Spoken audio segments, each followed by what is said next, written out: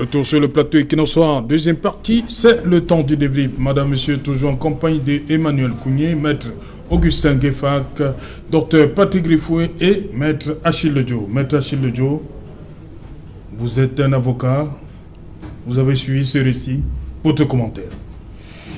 Il faut dire tout simplement que cette scène, cette histoire est ahurissante. Elle est ahurissante et je peux dire sans être en contact avec le fond même de cette affaire que il y a quelque chose qui n'est pas dit. Quand vous regardez ce reportage, vous vous rendez compte que les enfants disent qu'ils ont un projet immobilier à réaliser sur cet espace. Sauf que je n'ai pas suivi l'interview de ces enfants. Voilà. J'ai suivi l'interview de la sœur cadette du défunt et du neveu du défunt. Dans l'ordre ou alors dans l'ordre de succession. Que peut dire un neveu face à un enfant du défunt?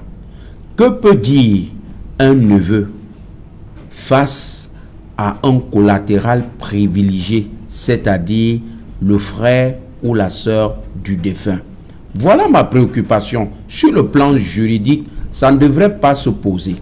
Si ce problème se pose, à mon humble avis soit-il, sans doute, ce projet immobilier serait initié par les enfants du défunt et les collatéraux privilégiés s'y opposent en voulant justement faire respecter la volonté du défunt qui était celle de voir ses restes être inhumés dans cette partie de terrain-là. Également, c'est devenu la mode. La mode que les espaces prisés, on s'en fout de ce qui est un caveau ou pas. Je vous dis, ici au Carrefour Arnaud, j'ai été dans une affaire où un richissime homme de cette république, paix à son âme, a acheté tout un immeuble, et c'était le dernier forfait du délégué du gouvernement, devenu cassé. Je parle bien du délégué de gouvernement, puisqu'on parle maintenant du maire de la ville. Devenu cassé. Vous parlez de forfait? Oui, puisqu'il a cassé sans droit, à ce qu'on était en justice, avec des décisions de défense à exécution sous la main. Le gars s'en fout. Celui, l'acquéreur pour ce dossier, a donné de l'argent. Laissez-moi vous dire que le monsieur a été inhumé avec sa femme dans cet immeuble. On a exhumé les bêtises et il a donné l'argent. On a pris quelque chose à Mbappé là. Je veux dire un espace là-bas à Mbappé au cimetière pour le mettre là-bas. L'immeuble est encore là. Je vous dis, son caveau était à l'intérieur. Ses enfants ont vendu et sont allés se bronzer dans les îles Caïmans et autres. Mais on venait de mettre la main sur un. Donc c'est peut-être pour dire tout simplement que c'est devenu très risqué de faire ses dernières volontés sur un espace prisé. Je dis c'est très risqué parce que après vous, vos descendants qui sont effectivement du premier ordre, je parle de l'ordre de succession, parce que dans les ordres il y a les degrés de succession, vos descendants qui sont en réalité les premiers bénéficiaires de la masse successorale vont pas croire à cela malgré tout ce qu'on va dire sur le plan traditionnel et coutumier. Ils s'en foutent. Quand l'argent est là, ça aveugle. Et puis, c'est ce genre de situation auquel on va arriver, malheureusement. Voilà, Emmanuel Kougné, cette situation des enfants qui ont un projet qui va à l'encontre de la volonté de leur géniteur. Oui, mais moi je crois qu'il faudrait que nous soyons... Les enfants s'opposent à la volonté du géniteur. Ça c'est... Nous sommes dans un pays extraordinaire. Non, est-ce que ça c'est le pays? Ça c'est une famille, non? Oui, ça c'est... C'est un problème de famille. Ils sont dans un pays... Alors, c'est un problème de famille, mais si vous voulez, je fais le glissement tout de suite. Ah, vous... Oui, je fais le glissement. Oui, allez-y, essayons de... Alors, vous voyez par exemple, ici à Douala, ici à Douala, à Bali, Dikole Beseke, les tombes, c'est-à-dire que les ancêtres sont là, les tombes sont un peu partout. Et un matin, on vous dit qu'on a exproprié, qu'on a signé un DUP, une déclaration d'utilité publique pour exproprier toute une population avec des tombes un peu partout à l'intérieur parce qu'un monsieur veut venir construire un hôtel. Et on déclare la zone d'utilité publique. Alors, moi, la question que je me pose, c'est on va exproprier ces gens. Qu'est-ce qu'on va faire des tombes? On va exhumer tout ce monde-là pour aller les enterrer. Ou ça, c'est l'État qui fait cette déclaration d'utilité publique. Et c'est une zone très sensible, parce que ça concerne le canton Bel, avec tout ce que nous connaissons dans l'histoire du canton, des gens de Bonanjo, etc. Alors, quand l'État même se comporte comme ça, c'est pour ça que je parle du pays, les enfants également se retrouvent dans une situation, dès lors qu'ils ont un intérêt, ils pensent qu'ils vont gagner de l'argent, ils sont prêts à enlever, à déplacer la tombe de son site, là où la tombe devait avoir lieu. Ils préfèrent vendre le terrain pour aller chercher un endroit, n'importe où, et mettre le corps de leurs parents, alors que ce parent qui a acheté le terrain, à qui appartient le terrain, a donné sa dernière parole. Moi, je crois que nous devons domicilier un peu la morale chez nous. Hein? On a parlé de morale, comment appeler ça, rigueur et moralisation, mais vraiment, il faudrait que les Camerounais comprennent que les morts ne sont pas morts. On doit avoir un peu d'égard vis-à-vis des morts. Parce que chacun va mourir. Quand je regarde le cas de Dikole Beseke là, il y a au moins une quarantaine de tombes là. Et on nous informe que ces gens vont être expropriés et qu'on va venir construire un hôtel de luxe. Et puis, il s'agit d'une affaire privée, de quelqu'un qui veut construire son hôtel, qui passe par les pouvoirs publics pour obtenir une DUP, pour faire partir toute la population autochtone, et puis venir... Non, je crois que... Avec des tombes un peu partout. Moi, je crois que ces choses-là, ça devient un peu difficile à digérer, parce que nous devons... l'État même doit être un exemple. Et quand l'État se comporte de cette manière, je ne suis pas étonné de constater que vous achetez votre terrain, vous dites à vos enfants, je dois être enterré ici, mon caveau c'est ici, et dès que vous mourrez, on séquestre votre corps à la morgue, et puis les enfants estiment que vous êtes déjà mort et qu'ils doivent mettre sur votre terrain un projet immobilier, et puis au tribunal, on commence à vous réciter le droit dans tous les sens. Puisque vous n'y êtes plus, vous êtes déjà mort. Alors, vous pensez que c'est normal tout ça? Moi, je crois que c'est gravissime ça. Et l'État doit aussi pouvoir montrer l'exemple. Oui. Docteur Rifoué, déjà une analyse froide, hein, ce que vous avez, ce récit-là, qu'est-ce que ça vous inspire comme commentaire? Première chose, quand j'entends dire que les enfants ont un projet immobilier, moi j'ai le sentiment que si les enfants avaient un projet immobilier, il n'y aurait pas de conflit à ce que cette tombe se trouve là. Parce que il me semble bien que dans la situation rapportée, manifestement, les enfants ne souhaitent pas que le projet se trouve là. Bon, 2 mètres carrés, c'est à peu près la surface qu'occupe une tombe. Est-ce que ça peut empêcher le développement d'un projet immobilier? Donc, ça nous amène tous à supputer en considérant que peut-être le projet immobilier, c'est un projet de vente de cet espace-là. Oui. Et que l'acquéreur ne souhaite pas... Voilà, et l'acquéreur ne souhaite pas qu'il y ait là cette tombe-là, puisqu'il y en a déjà quelques-unes et qu'il souhaite probablement... Il ne faut pas une troisième... Voilà, il ne faut pas qu'il y en ait une autre.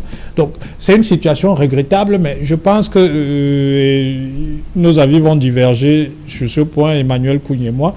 Je pense que ça interroge plutôt notre droit, notamment le droit successoral, parce que notre droit est fait de sorte que les parents sont contraints de léguer un certain nombre de biens à leur progéniture. Oui. C'est-à-dire que de toutes les façons, je pense que vous ne pouvez pas, Maître Nguefak et Maître Lejo me corrigeront, vous ne pouvez pas les aliéner de moins de, je crois, 50% de votre patrimoine dans tous les cas.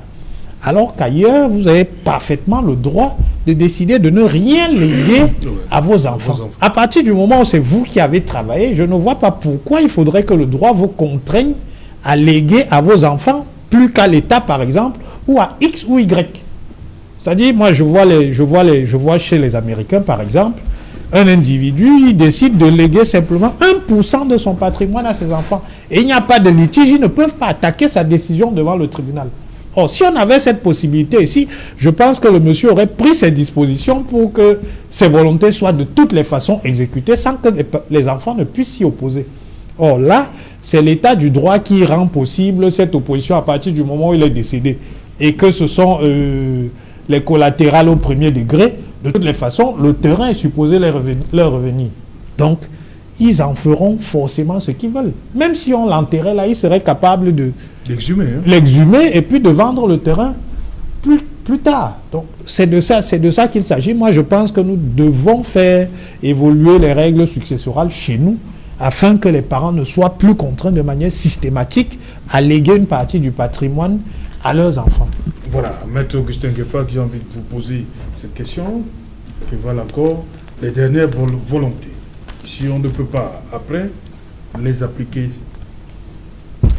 C'est Jana, avant de répondre à votre question, je vais d'abord faire une petite observation sur la déclaration de mon voisin de gauche. Oui. J'ai l'impression qu'il emporte à faux avec la vision ou bien le projet de société de son parti politique en ce qui concerne l'urbanisation du Cameroun. Je crois que votre champion a dit que si jamais il est président de la République installé, il fera du plateau Jos le miroir du Cameroun. Pour faire du plateau Jos le miroir du Cameroun, il devra raser tout ce qui est là-bas et redessiner à son goût. Vous voyez un peu? Ça veut dire il doit faire partie de tous ceux qui sont là à travers une procédure bien menée qu'on appelle la déclaration d'utilité publique. Et à la demande de ceux-là, il pourra créer un quartier ou bien un autre village ailleurs dans la République. Ouais, ça c'est le phénomène migratoire. Il n'y a pas seulement la volonté des hommes, mais on peut migrer du fait de la loi. C'est-à-dire que la loi peut décider que la communauté Elouki qui est ici, dorénavant, si vous voulez la retrouver, vous irez dans le Grand Nord. Comme on a délocalisé les Juifs, on a envoyé certains en Éthiopie et autres. C'est du fait de la loi. Là, c'est bon. Deuxième, revenant à la question, il y a une succession de petites questions qu'il faut se poser dans le cadre du droit sépulcral. À qui appartient le corps dans un couple, bien dans un ménage? Le corps appartient au conjoint survivant. Ça, c'est le principe premier. Et à tous ses descendants. Si déjà il y a un conjoint survivant, celui le propriétaire du corps. Le conjoint est décédé ici. Oui. Dans ce cas-ci, si elle est décédée, alors ça revient à ses enfants. C'est ça que je disais. Première des choses. Dès lors que ses enfants sont là, on ne peut plus entendre parler de grand-père, arrière-grand-père, ou cousin, ou cousine, ou tante, ou petite soeur. Non, ils n'ont plus droit à y voir. C'est eux qui rapportent la dernière volonté du riche. C'est comme a dit Maître Medjo, les enfants n'ont pas parlé. Je vais évacuer. Oui, mais... Quand vous suivez l'analyse, on vous dit que c'est les petits-enfants du défunt qui disent ce qu'ils doivent faire du corps de leur grand-père. C'est tout. Parce que eux, ils ont accepté la succession de leur grand-père. Et quand vous acceptez la succession de votre grand-père, vous prenez l'actif et le passif. Vous devenez donc comptable de tout ce qui est à l'intérieur. Vous devenez donc le patron de tout ce qui est à l'intérieur. C'est vous qui décidez de ce qui doit être fait à l'intérieur. C'est ça la réalité. Donc ces enfants deviennent donc les maîtres de tout ce que leur grand-père a laissé, y compris son corps. Et dans ce sens maintenant, il faut interroger les lois pour savoir est-ce que inhumer leur père au nouvel emplacement, leur grand-père au nouvel emplacement qu'ils décident, cimetière ou bien à l'endroit là, ou est-ce que ça honore ce papa? Le juge devra regarder tout cela. Vous voulez, parce qu'on dit on doit honorer pour respecter la tradition, nous devons honorer nos morts. Pourquoi le juge arrive même à regarder? Il faut déjà justifier de la qualité. Mais j'ai déjà évacué. Bon, si les autres n'ont pas qualité, c'est fini. J'ai déjà évacué. On n'entre même plus dans le fond, on reste dans la forme. Tu n'as pas qualité, c'est bon, tu te retires. Donc je crois que le juge aura à répondre à toutes ces petites questions-là pour savoir à qui confier le corps et où on ira inhumer. Mais la réalité, c'est qu'au Cameroun, le droit sépulcral n'a pas encore une législation consacrée comme ailleurs. Ici, nous sommes obligés de faire appel au droit comparé, faire appel à la jurisprudence, faire appel à la coutume, faire appel au bon sens. Oui. Okay. S'il te plaît. Oui. Oui, je voudrais dire à Maître Ngefa que, effectivement, le plateau Jos est un endroit prisé. Et nous pensons que pour le développement du Cameroun, le plateau Jos doit être une vitrine. Mais le problème, c'est que il faut que tous les préalables soient accomplis. Je parle du cas de plateau Jos parce que ces gens ont eu une mise en demeure, ont reçu une mise en demeure de déguerpir dans les 30 jours du préfet de Vouli. Et les trois certains endroits ont été marqués sur les maisons. Il n'y a pas eu de négociation. On ne leur a pas dit où est-ce qu'on les recase. On ne leur a pas dit ce qu'on fait des tombes qui sont là-bas. Et tout cela, on peut décider de transformer le plateau Jos comme on veut. Mais il faudrait que les occupants, qu'on discute avec eux, qu'on essaie de leur dire où est-ce qu'on les amène, qu'est-ce qu'ils vont devenir, etc. Qu'il y ait un accord. Mais là, c'est un acte, c'est une DUP et c'est pratiquement de la brutalité. C'est-à-dire qu'on vient, on marque les croix sur vos maisons, on est dans 30 jours, vous partez, et tout ça, la DUP date de je ne sais pas combien de temps, je crois que ça fait déjà 2 ans, bientôt 2 ans, mais il n'y a pas eu de négociation entre les occupants de ce site et les populations. Et puis, le peu que je connais, c'est que même sur le plateau, je suis même à Bonanjo, quand une zone est déclarée d'utilité publique, ça veut dire que l'État a un projet. S'il s'avère que l'État, à un moment donné, ne veut plus réaliser ce projet-là, on retrocède ce terrain aux anciens propriétaires. Mais à Bonanjo, qu'est-ce que vous voyez? C'est une zone déclarée d'utilité publique, mais l'État se met plutôt à vendre. Je crois que quand l'État vend ces terrains, sans poser une question aux gens du canton Bel qui ont été expropriés là-bas, ce n'est pas juste. Donc, le MRC peut-être fera de cette zone-là une belle zone, mais il faudrait dans tous les cas discuter avec les gens qui sont sur le terrain, les propriétaires, les autochtones, et puis trouver un accord avec eux pour les déplacer vers un site qu'on va leur montrer. Dans le cas d'espèce, les gens de Dikolo ne savent pas où est-ce qu'ils vont aller. Ok. Rapidement, on va revenir Oui. Je voudrais, au sujet principal. Oui, je voulais simplement préciser qu'en principe, oui, la DUP c'est un acte administratif et comme tout acte administratif, elle est susceptible de recours. Qu'il y ait eu, sans préjudice de la participation des populations au processus, c'est-à-dire que les populations aient été associées au processus ou pas, elles peuvent s'opposer à la DUP. Il suffit de saisir un juge administratif. C'est le caractère, c'est la vue d'esprit. Hein. Non, ce n'est pas une vue de l'esprit, c'est le Moi, principe. j'ai participé, j'ai soutenu le déguerpi de Mabanda. Maître, il y a la brigade de Mabanda. Maître, je peux vous dire que ce que vous dites là, c'est c'est une vue de l'esprit. Ça s'est passé comme le grand frère Kouye dit. 24 vous devez laissez-moi, je vais étoffer tout à l'heure. Laissez-moi développer, s'il vous plaît. La DUP, c'est un acte administratif. Et comme tout acte administratif, elle est susceptible de recours devant le juge administratif, qui peut donc la faire annuler au bénéfice éventuellement des populations. Maintenant, je ne sais pas si ces populations ont exploité cette voie de recours-là. Si elles ont exploité cette voie de recours, il faut attendre que le juge dise le droit, parce que cet acte n'est pas un acte irrévocable de toutes les façons. Pour répondre par anticipation à ce que Maître Lodjo disait, moi je constate que très souvent l'État du Cameroun, notamment devant le tribunal administratif, il mord la poussière. Donc on ne peut pas... Oui, très souvent il mord la poussière. Donc on ne peut pas prétendre que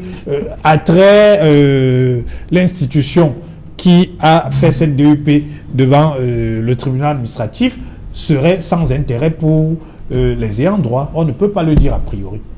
Ok. Maintenant, Lodjo, vous voulez également revenir sur... Oui, je voudrais tout simplement dire quelques mots. Oui, je vais revenir sur les infrastructures. Cette affaire d'attaquer cet acte administratif unilatéral DUP, c'est beaucoup plus chez nous quelque chose de théorique. Laissez-moi vous dire que ne faites pas comme si vous ne connaissez pas votre régime. Si le RDPC dit je vais faire ceci, le RDPC va le faire, quels que soient les recours que vous allez intenter. Je puis vous dire que l'actuel gouverneur du centre, M. Paul Nassiri Paul Béa, quand il était préfet ici, a eu du mal à partir avec moi quand j'étais j'étais conseil des guépis de Mabanda, où il y a la brigade, le poste de brigade de Mabanda. Donc je sais ce que je dis. C'est des choses que nous touchons au doigt au quotidien.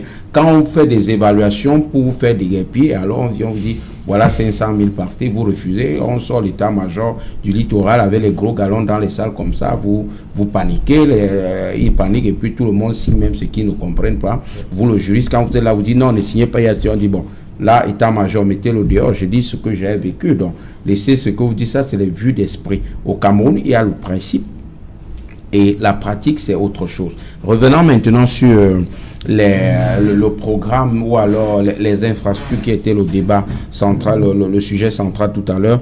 Je veux tout simplement dire que c'est très difficile, mais je veux dire très difficile de défendre le bilan du RDPC parce que c'est vouloir défendre quoi, la médiocrité, sincèrement. Comment Monsieur Rifoué peut nous expliquer que en 82, quand on remet les clés de ce pays à M. Paul Biya, ce pays est classé parmi les pays en voie de développement. Et quand vous regardez le bilan que M. Rifoué a dressé, il est très élogieux selon lui.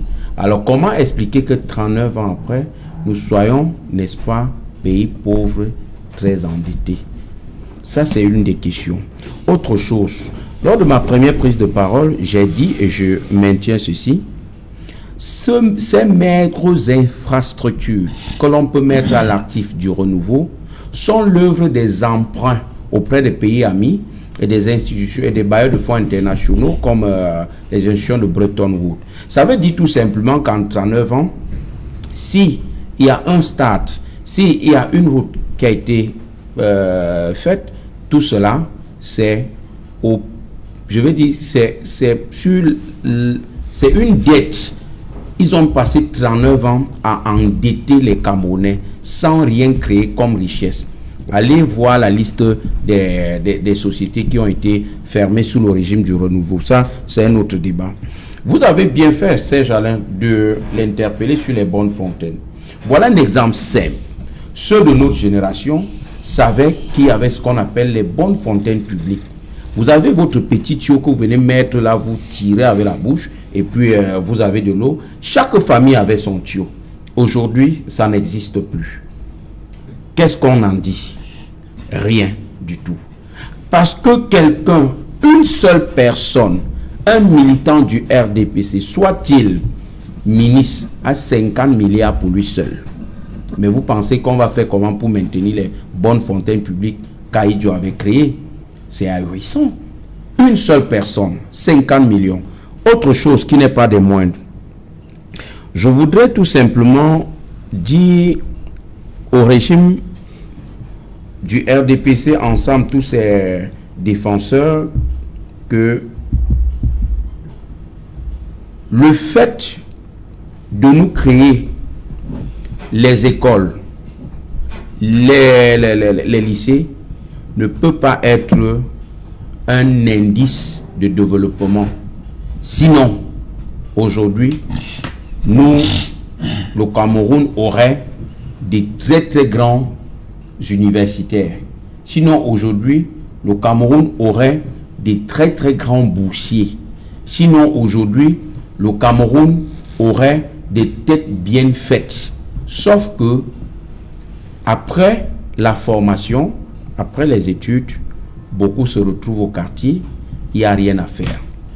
Tout ce que le régime du RDPC a pu faire dans ce pays, c'est de créer la profession de moto-taximène. C'est tout. Il n'y a pas deux. Voilà ce que je voulais dire. Voilà. Emmanuel Kounié, vous êtes quand même d'accord que des choses ont été faites? On peut dire que des choses ont été faites, mais ce n'est pas comme ça qu'on... Par rapport à la population, est-ce que c'est ce qu'on devrait avoir? Pas du tout. Pas du tout. On devrait avoir davantage mieux. Quand vous prenez la ville de Douala qui a environ 600 km de drain, vous n'avez même pas 100 km de drain construit. C'est pour ça qu'il y a des inondations partout. Quand vous prenez la ville de Douala qui a la même population que la ville d'Abidjan, le budget de la ville de Douala est de 54-60 milliards. Abidjan, c'est 100 milliards. C'est 100 milliards. Et quand vous regardez sur l'activité, c'est-à-dire la création de la richesse, vous voyez qu'en 1982, le Cameroun produisait la même quantité de cacao que la Côte d'Ivoire. Aujourd'hui, la Côte d'Ivoire est à 2 300 000 tonnes, le Cameroun est à 230 000 tonnes. il y a eu des politiques publiques, n'est-ce pas, pour l'agriculture. Pendant que les gens travaillent, ils sont en train de faire du bavardage. Parce que quand on regarde ce que M. Biya nous a dit qu'il devait faire, il n'a parlé de consolider la paix, il a parlé de l'unité nationale, il a parlé d'instaurer la démocratie, il a parlé de démoralisation. La démocratie, on n'en parle même plus. Nous avons 124 gars qui sont en position politique qui sont là. Donc, ça de la démocratie qu'il nous a promis, il a oublié la démocratie. Et l'unité nationale, le tribalisme est arrivé à un niveau où personne ne sait plus quoi faire. La paix, c'était peut-être là où on pouvait lui donner un point. Même la paix n'existe plus. Je sais même de quel côté on doit lui donner un point parce que tout ce qu'il a promis, tout ce qu'il nous a promis, il n'a rien fait. Il n'a rien fait. Donc maintenant, quand on vient de commencer à compter le nombre de banques qu'il a acheté, dit qu'il avait 10 banques, aujourd'hui il a acheté 5 banques de plus, etc. Et puis, 39 ans, c'est Jalin. 39 ans, quelqu'un fait 39 ans au pouvoir. Il ne peut. C'est-à-dire que quand vous faites 39 ans au pouvoir, plus de 30 ans au pouvoir, vous êtes automatiquement en train d'amener votre pays vers la déflagration. Tous ceux qui ont fait plus de 30 ans au pouvoir dans leur pays ont laissé le pays en guerre. Parce qu'il y aura des crises de longévité, les gens sont frustrés. Parce que quand vous êtes un chef d'État, vous avez un entourage.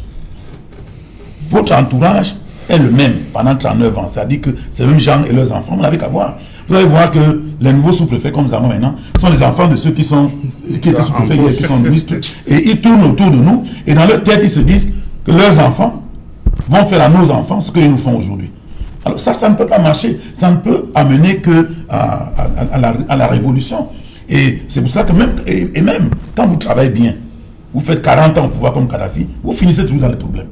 Donc là, ça dit que gouverner un pays suppose qu'à un moment donné, vous devez comprendre qu'il n'y a personne que Dieu a créé qui pense qu'à un moment donné, il peut être le seul à faire un travail. C'est qu'on parle d'alternative.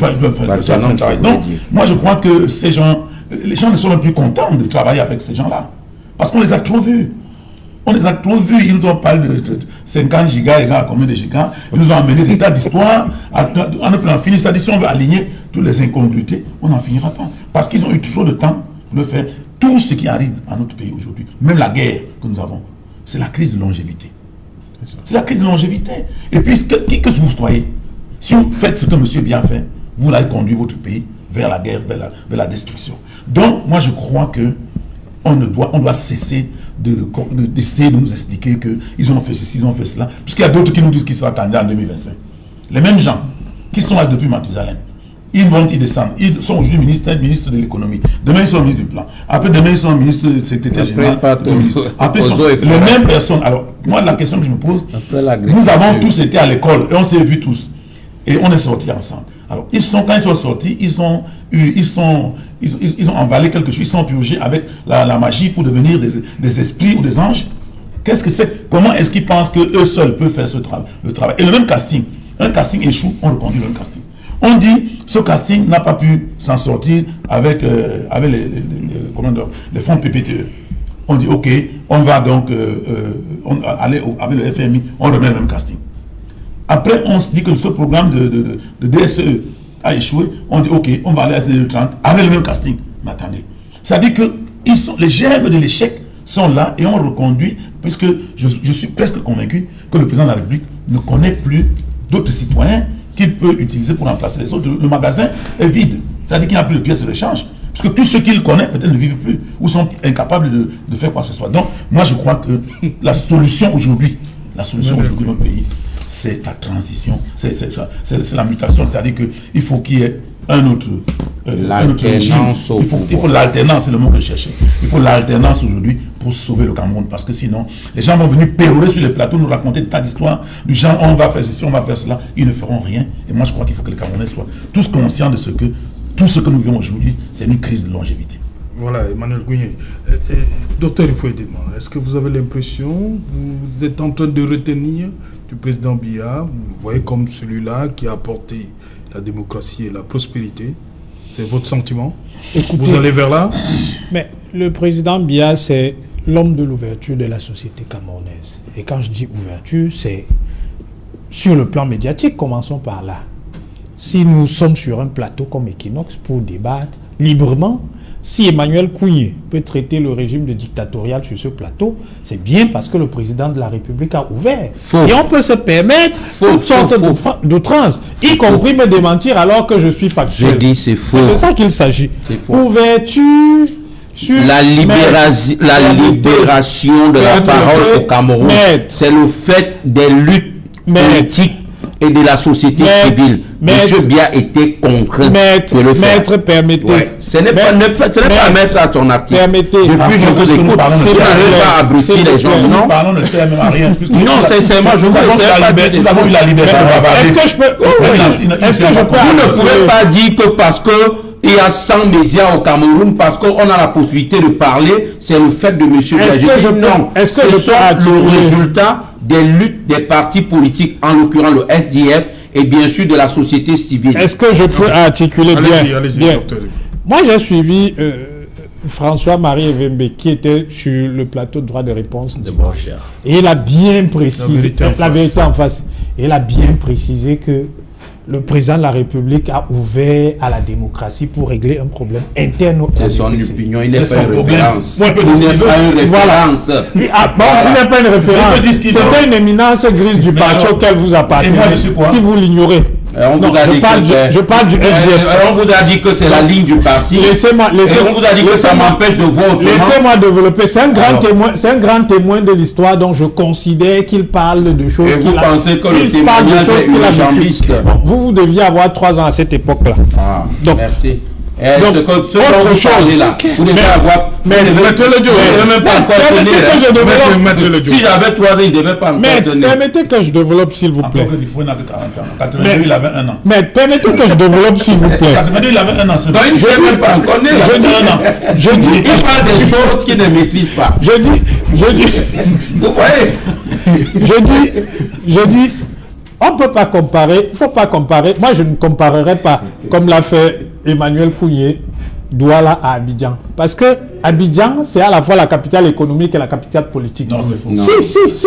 C'est la capitale économique et c'est la capitale politique. Vous ne pouvez pas dire qu'il n'y a rien à Yamoussoukro. Non.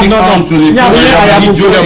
Le Cameroun, autre chose. Je corrige simplement des contre-vérités qui ont été dites ici. Le Cameroun n'est pas un PPT. Le Cameroun est un pays à revenu intermédiaire de la tranche basse. Nous ne sommes donc pas un pays pauvre, contrairement à ce que c'est la psychologie. Ce n'est pas la c'est un pays pauvre et bien endetté. Permettez que je termine pour que M. Patrice dise son mot de fin. Voilà. Donc, ce que je dis, c'est que sur ce plan-là, mais tous les pays empruntent de l'argent pour financer les projets infrastructurels. Hein. Les États-Unis, aujourd'hui, c'est 22 000 milliards de dettes. La Chine, 50 000 milliards. La dette n'est pas une mauvaise chose. La dette, effectivement, nous sommes d'accord là-dessus. La dette, c'est une bonne chose. En 39 ans, vous avez endetté les Camerounais. Qu'est-ce que vous en avez fait? Maître, vous me laissez terminer. Non, vous donc, avez le temps abruti. La dette n'est pas une mauvaise chose. Maintenant, il faut qu'elle soit utilisée de manière efficiente. Et jusque-là, il me semble que c'est ce qui est fait par le gouvernement. Le président de la République a, de manière incontestable, et je crois que nous sommes tous d'accord là-dessus, amélioré l'accès du plus grand nombre de Camerounais aux services de base, aux services sociaux de base. Maintenant, la chose la plus importante, permettez que j'articule. Maître Emmanuel Kounié, calmez-vous. Mais vous avez partagé 180 millions. Dernière chose. Vous allez empêcher que Dernière chose, le président de la République est celui qui a articulé la désinfluence de la France dans ce pays. Parce que quand le président de la République arrive dans ce pays, la France est le premier partenaire économique du Cameroun. 80% de notre commerce extérieur se fait avec la France. Aujourd'hui, c'est 10%. Aujourd'hui, les Français sont partis du port de Douala. Les Français sont partis du port de Douala. Les Français sont partis du port de Douala. Soja Satom est en train de fermer. Merci. Et après avoir fait la Centrafrique et le Mali sont en train de prendre exemple chez nous en faisant également reculer l'influence de la France. Donc, sur ce plan-là, c'est encore un précurseur et il faut le saluer. Merci. Mettez le fac rapidement. Oui, Serge Alain, moi je suis toujours le malheureux sur ce plateau où on me donne toujours... Vous ne pouvez pas dire ça. Vous avez pris la première partie. Vous devez vous en prendre à votre confort. Allez-y, mes 2 minutes. Je commence par le début. Est-ce que le président de la République a apporté la liberté de communication au Cameroun. J'ai dit non.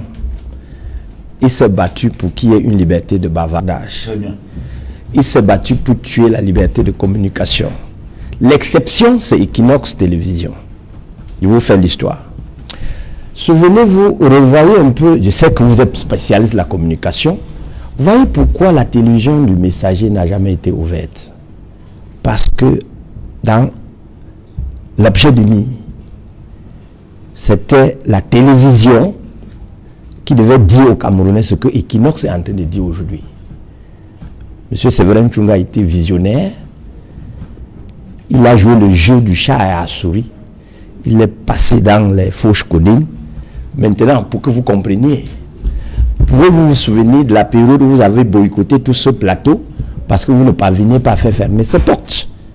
Vous voyez que parce que vous ne vouliez pas faire, vous ne parveniez pas à tenir la liberté de communication qui se tient sur ce plateau en lieu et place de la liberté de bavardage qui vous arrange sur les autres médias. C'est ça la difficulté. Donc, vous êtes battus. Paul Biya n'a pas apporté la liberté de communication. Il a fait venir la liberté de bavardage pour asseoir son autorité, pour rester assis. 2. Pourquoi est-ce que nous avons ce déficit? Rapidement, maintenant. Oui, j'achève.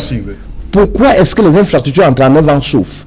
Les infrastructures entrent en œuvre en souffrent parce que, de par la loi, celui qui devrait construire, il était obsolète il y a longtemps. Obsolète pourquoi? La loi dit qu'au Cameroun, on va à la retraite, c'est-à-dire on est incapable de fournir quelque chose quand on a 55 ou 60 ans. Mais à 94 ans, celui-là, il est toujours assis. 100 ans même. C'est-à-dire la loi du Cameroun dit que le plus intelligent, agrégé, c'est-à-dire bientôt vous là, vous-même vous commencez déjà à vous énerver parce que vous voyez la retraite demain, dit que le plus intelligent ne doit pas faire 60 ans parce qu'il ne peut plus rien donner. C'est notre loi. Plus rien donner. Okay. Mais vous le faites. J'achève donc. Mais pourquoi vous ne voulez pas? Non, mais nous sommes en télévision. Ok, je garde le reste pour la fois prochaine. Voilà, merci. Parce que vous allez revenir. Merci, maître. Merci. Voilà, merci à vous, Emmanuel Cougné. Merci, merci Voilà. Jalin. Merci, maître. Merci, Leto. mon cher. Merci à vous. Merci Serge Alain. Voilà, merci. Merci à C'est ceux bon. qui vont organiser la CAN. Oui. Parce que les infrastructures routières manquent. Vous allez souffrir. Je demande aux policiers de commencer à s'entraîner pour nous faire vivre la CAN. C'est tout ce que je peux dire. Ok, merci, maître Defa. Madame, monsieur, nous sommes arrivés au terme de ce numéro Equinox Soir. On se retrouve demain à partir de 19h. Toute l'équipe conduite par Mitterrand Dam vous donne rendez-vous demain, une fois de plus, à 19h. Bonsoir, à Konolinga.